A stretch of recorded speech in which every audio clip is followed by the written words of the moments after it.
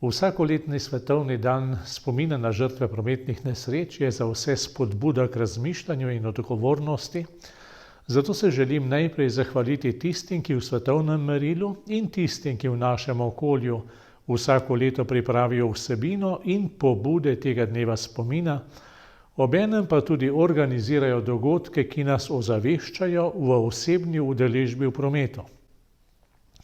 Čeprav že samo ime dneva nosi v sebi spomin, pa nas letošnji moto vabi k pomoči preživelim.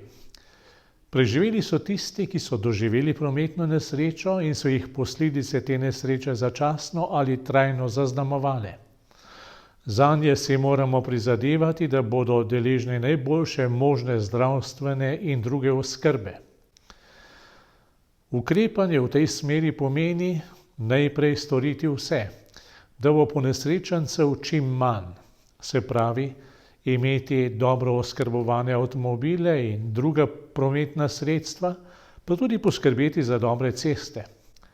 Obene pa oboje ne more nadomestiti odgovornega voznika, ki ob upoštevanju prometnih predpisov in razmer za vožnjo stori vse, da bi on, pa tudi vsi drugi udeleženci v prometu varno prišli nad svoj cilj. Če bo ponesrečencev čim manj, bodo tisti, ki pa bodo vendarle doživeli nesrečo, deležni tudi boljše zdravstvene oskrbe.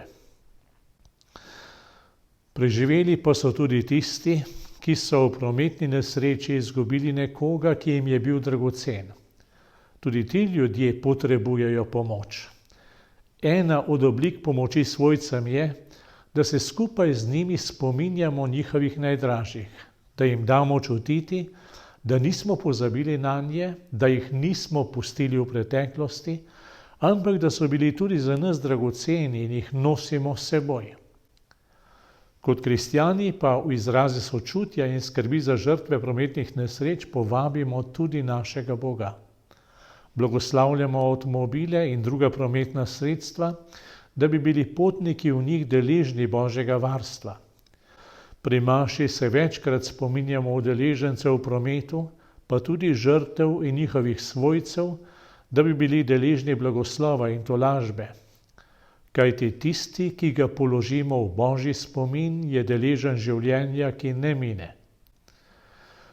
Zato dovolite, da tudi sedaj prosim Boga, naj vsem, ki so v prometu, pošlje v spremstvo svoje angele, da bodo varno prišli na cilj svoje poti, poškodovane v nesrečah naj podpira pri okrevanju, vsi umrli pa naj bodo deležni luči njegovega pogleda. To prosimo po Kristusu našem Gospodu. Amen.